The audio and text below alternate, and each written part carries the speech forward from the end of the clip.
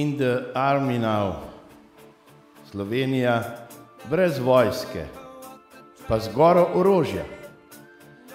Sem v precejšnji zadregi, ko začenjam s pisanjem tega svojega članka, saj se na vojsko spoznam kot zajec na boben.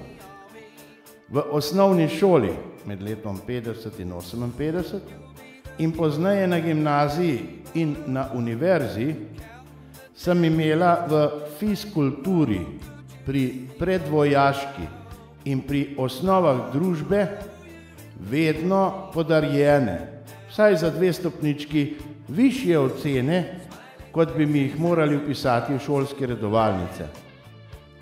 Če bi me pri teh predmetih pedagogi ocenjevali strogo po predpisih, ne bi imela niti 1. razreda osnovne šole.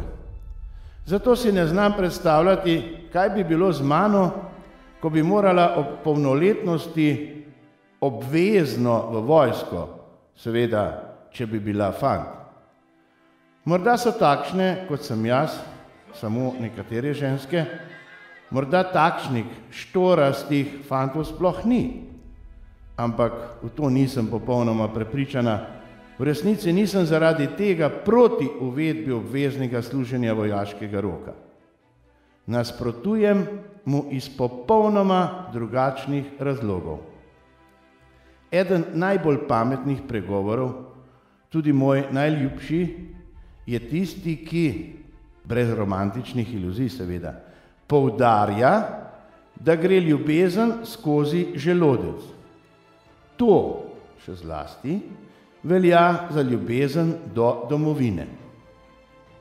Ko sem se pred par leti seznanila z višino plač v Slovenski vojski, sem si rekla, da bodo vodilni slovenski voditelji, večinoma na levici, ki skoraj ves čas po osamosvojitvi leta 1991 v Sloveniji čuvajo jugonostalgične vrednote, morali našo vojsko kmalu razpustiti.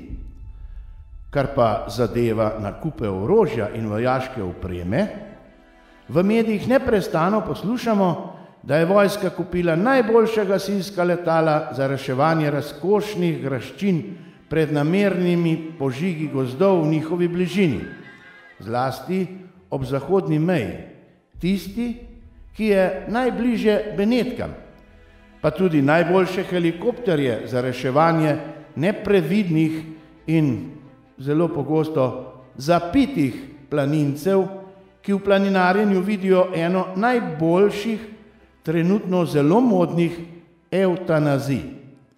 Seveda pa do zdaj v samostojni Sloveniji vojska še ni smela resno braniti svojih mej pred novodobnimi Turki oziroma bližnjevzhodnimi ilegalnimi muslimanskimi migranti, med katerimi je bilo zlasti v letu 2015, tudi večje število teroristov. Slovenska vojska jim je lahko samo salutirala. Policija pa jih je, menda okoli 1,5 milijona, ponižno vodila do njihovih začasnih bivališč in šotorišč, kjer so pogosto zavrnili ponujene obroke, nemalokrat boljše, kot smo jih imeli v večini slovenskih družin.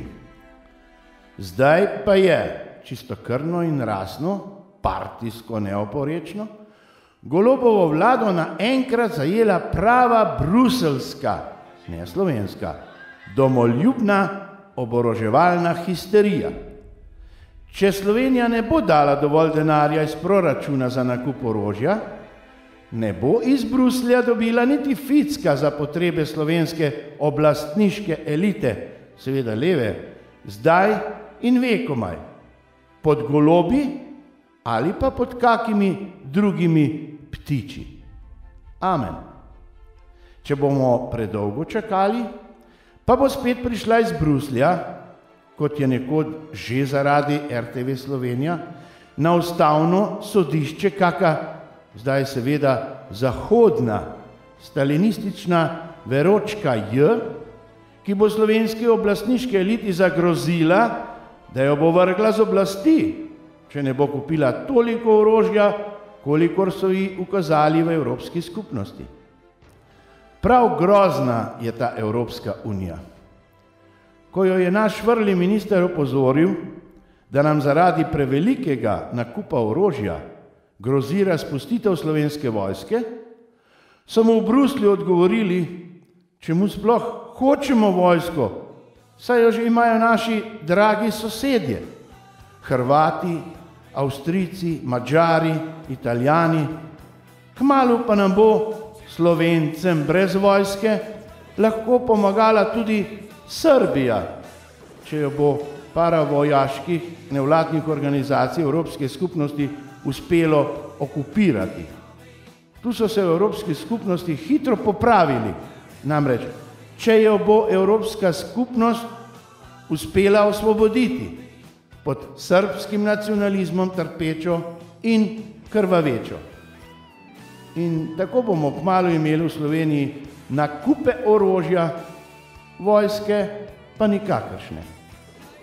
Zaradi tega zdaj nekateri sanjajo o obveznem služenju v Slovenski vojski. No, nekateri pa bi radi celo to, da bi mlade ženske obvezno morale roditi, seveda nove slovenske državljane. Ali v Sloveniji res ni mogoče prav nikoli še pravočasno najti kake prave poti, ko gre za obstoj in obrambo Slovenije in nas, Slovencev? Frančiška Butolo.